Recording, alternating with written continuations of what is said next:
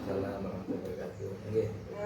Terima kasih Bapak sudah meluangkan waktunya terkait dengan tugas saya di calon guru penggerak angkatan 11 pada modul 3.1 pengambilan keputusan berbasis nilai-nilai kebajikan.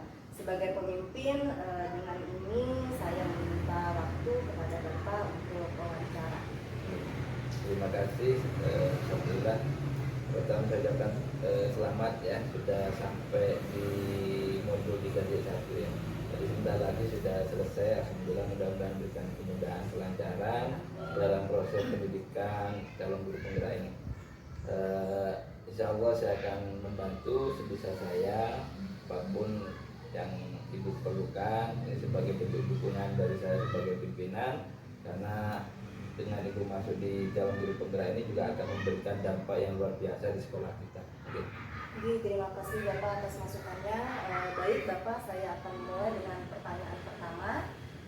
Bagaimana Bapak memahami pentingnya pengambilan keputusan berbasis nilai-nilai kebajikan dalam kepemimpinan sekolah? Ya. Menurut saya pengambilan keputusan yang bernilai memiliki nilai kebajikan ini memang sesuatu yang harus diterapkan oleh seluruh pimpinan, karena dengan kita mengetahui nilai-nilai kebajikan itu, insya Allah keputusan yang akan kita ambil ini betul-betul keputusan yang bijaksana, yang nantinya akan juga memberikan dampak yang positif dan luar biasa terhadap keputusan yang kita ambil. Baik Bapak, berarti diterapkan di seluruh pemimpinnya Pak dengan bijaksana ini. Terus lanjut dengan pertanyaan berikutnya, bagaimana Bapak menerapkan nilai-nilai kebajikan seperti keadilan, empati, dan tanggung jawab dalam pengambilan keputusan sehari-hari di sekolah Bapak? Ya. Biasanya ketika ada suatu masalah, baik itu yang terjadi di dalam itu guru ataupun peserta didik, saya tidak serta-merta mengambil keputusan secara sendiri. Jadi saya libatkan di situ guru-guru yang ada agar kita sharing pemikiran bagaimana kita mengambil keputusan ini yang nantinya betul-betul berdampak yang positif, tidak ada yang dirugikan, dan harapannya juga akan menumbuhkan kebaikan ke depannya. Kita juga harus mendasarkan dari nilai kebajikan tadi, ada empati, ada tanggung jawab, keadilan dan sebagainya. Dan itu juga merupakan pembelajaran bagi guru-guru semuanya, bahwasanya ketika kita mengambil kebijakan itu harus kita pikirkan sama-sama, karena ini menyangkut nama baik sekolah juga dan juga dampaknya kepada peserta didik sendiri. Ya, dan melibatkan seluruh guru yang ada di sekolah ya Pak ya. Lanjut ya Pak, pertanyaan berikutnya, apakah pernah ada situasi di mana Bapak menghadapi dilema dalam pengambilan keputusan, dan bagaimana nilai-nilai kebajikan membantu dalam menyelesaikan situasi tersebut Bapak? Dalam artian ini dilema waktu mengambil keputusannya atau bagaimana itu Bu? Bapak pernahkah menghadapi dilema dalam pengambilan keputusan di sekolah? Terus bagaimana nilai-nilai kebajikan yang membantu bisa menyelesaikan permasalahan tersebut? Ketika kita menghadapi dilema dalam mengambil keputusan, dalam arti dilema itu secara harga kita kan mengartikan sesuatu yang kita dihadapkan pada suatu masalah yang pengambilan keputusannya itu kita harus betul-betul matang mengambil keputusannya, harus menimbang mana baik dan buruknya. Ketika kita menghadapi permasalahan seperti itu dengan melandaskan nilai-nilai kebajikan seperti asas empati, ada keadilan, ada tanggung jawab, insya Allah dilema itu akan dengan sendirinya itu akan akan mudah kita selesaikan, atau ketika kita mengambil keputusan itu insya Allah akan lebih bijak dan lebih mudah, karena kita melihat dari asas keadilannya seperti apa, terus dari empatinya seperti apa, dan tanggung jawabnya bagaimana. Dengan seperti itu insya Allah tidak akan lagi ada dilema.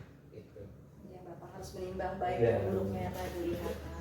Lanjut ya Pak dengan pertanyaan berikutnya, bagaimana cara Bapak memastikan bahwa setiap keputusan yang diambil di sekolah itu melibatkan nilai-nilai kebajikan sebagai dasar utamanya?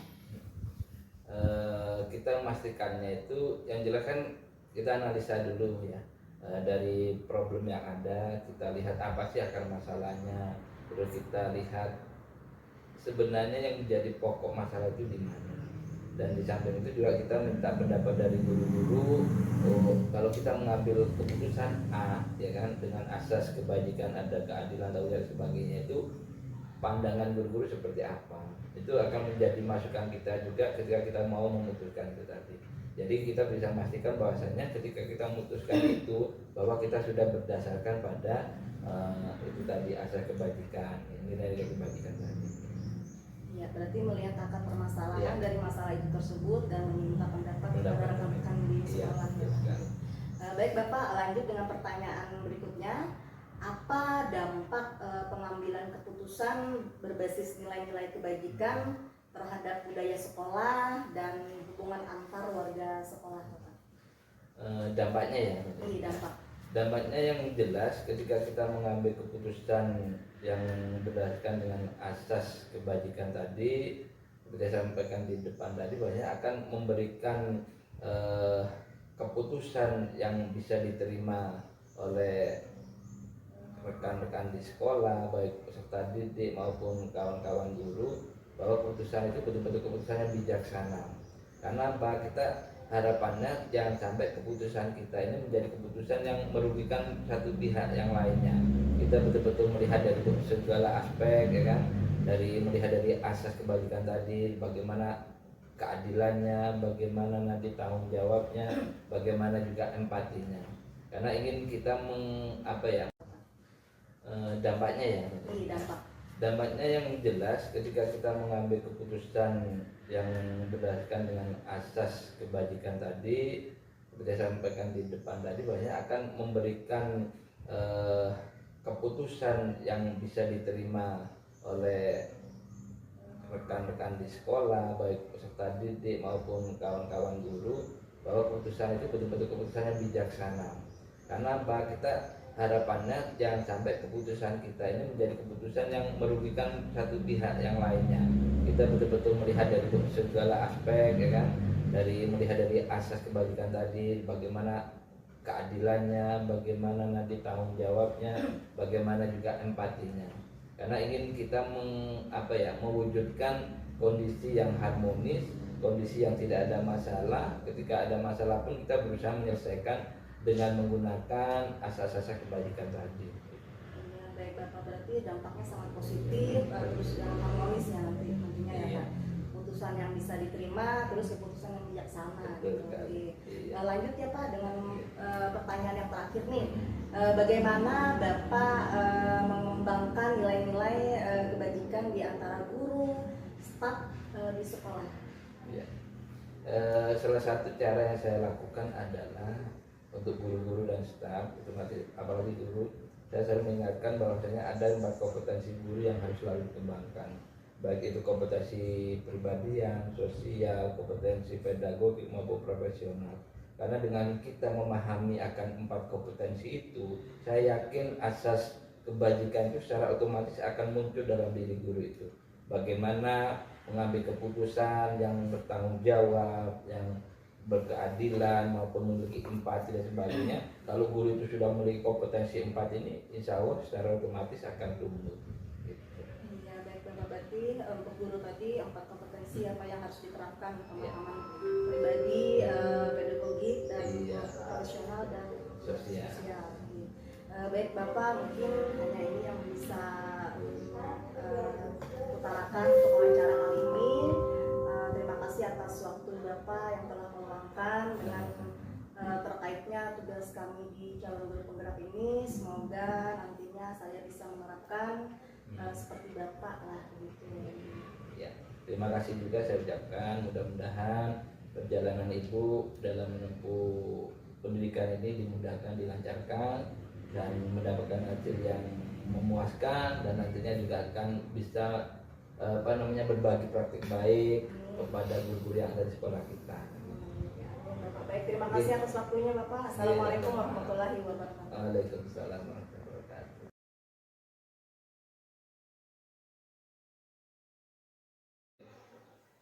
Assalamualaikum warahmatullahi wabarakatuh, Ibu. Terima kasih Ibu sudah meluangkan waktunya terkait dengan tugas saya sebagai calon guru penggerak angkatan 11 pada modul 3.1 ini, pengambilan keputusan berbasis nilai-nilai kebajikan sebagai pemimpin. Dengan ini saya meminta waktu kepada Ibu untuk wawancara. Alhamdulillah, terima kasih dari sekian banyak kepala sekolah yang sudah memilih Ulun sebagai salah satu narasumber dari tugas sekian ini. Semoga nantinya akan berjalan dengan baik dan dapat membantu pian dalam menyelesaikan tugas-tugasnya. Amin, terima kasih banyak Ibu atas doanya. Baik Ibu, saya akan memulai dengan pertanyaan yang pertama. Apa pentingnya pengambilan keputusan berbasis nilai-nilai kebajikan dengan peran Ibu sebagai kepala sekolah? Ya, jadi dalam pengambilan keputusan ini tidak hanya kita melihat aturan-aturan tentunya yang telah ditetapkan oleh pemerintah secara permen ataupun aturan lainnya, tapi juga kita tetap harus memperhatikan nilai-nilai kebajikan yang ada di dalam pengambilan keputusan tersebut. Misal salah satunya empati dalam suatu kasus, misalnya kasusnya ketika nilai anak itu tidak mencapai KKM, apakah kita harus menaikkan nilainya ataukah nilai seadanya saja. Nah, tentu kita harus mempertimbangkan itu dengan cara apa? Dengan melihat bagaimana potensi anak. Nah, jadi nilai-nilai kebaikan, kejujuran dan juga memperhatikan potensi yang ada pada anak itu juga harus kita pertimbangkan dalam mengambil sebuah keputusan. Iya, terima kasih Ibu. Jadi ada nilai-nilai tersendiri dengan anak yang di bawah KKM tadi ya Bu ya. Nah terus saya lanjut dengan pertanyaan berikutnya. Bagaimana Ibu menerapkan nilai-nilai kebajikan tersebut seperti nilai keadilan dan empati dalam menghadapi masalah yang muncul di sekolah Ibu?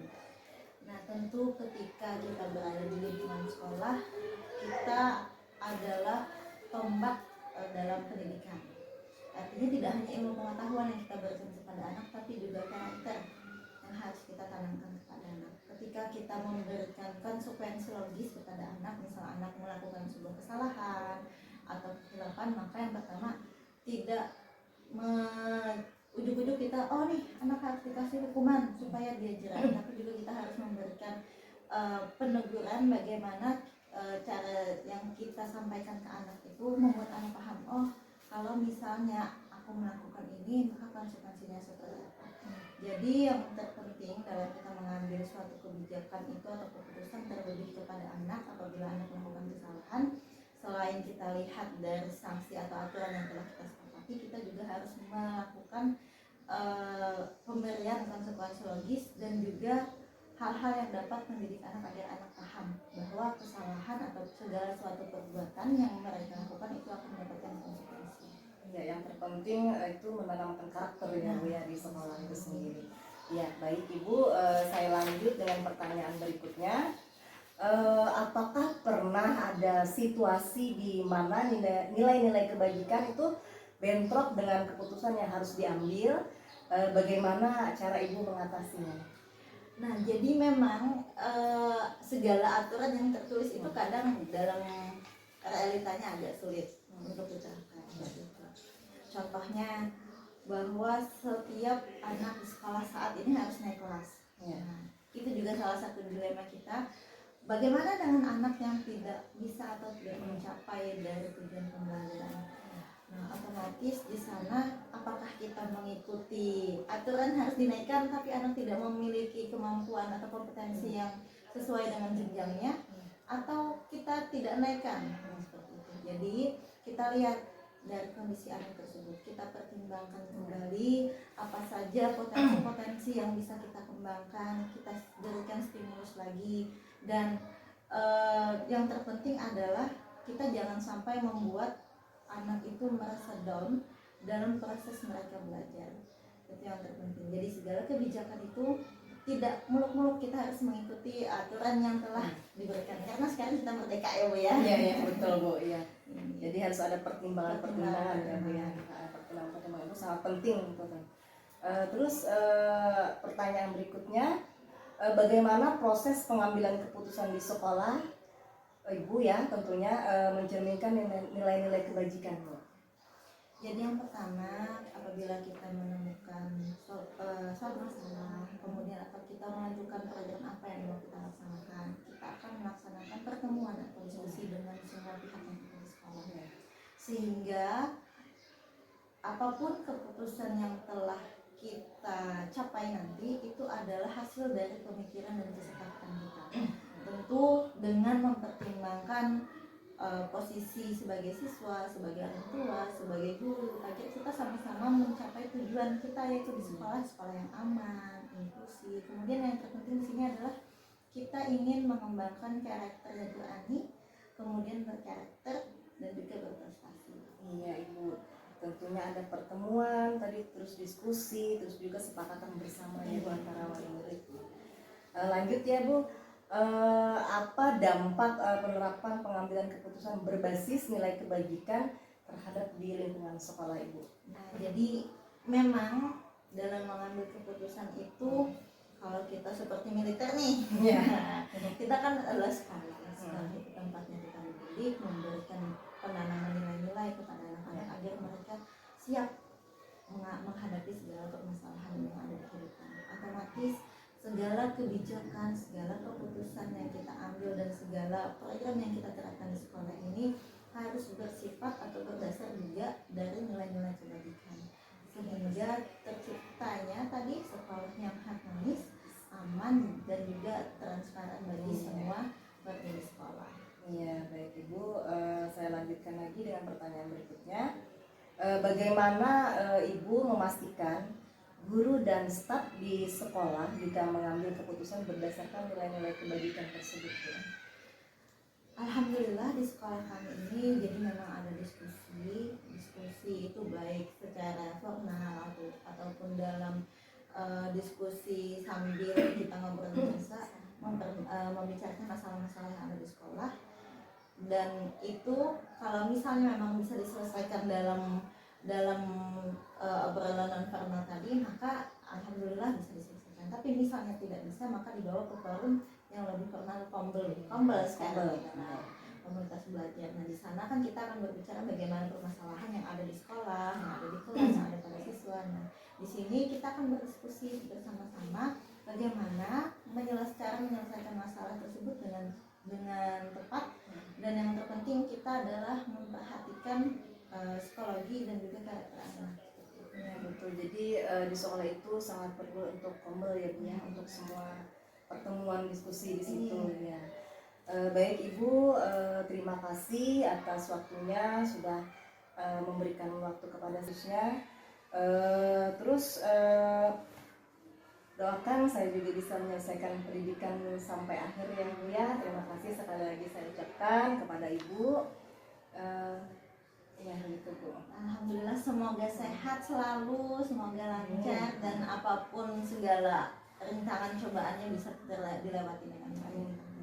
Dan juga nantinya saya bisa menerapkan pada modul 3.1 ini, yaitu tadi tentang pendidikan berbasis tentang kepemimpinan ya, setidaknya seperti Ibu lah nantinya. Ya, saya ucapkan sekali lagi terima kasih ya Ibu ya. Assalamualaikum warahmatullahi wabarakatuh.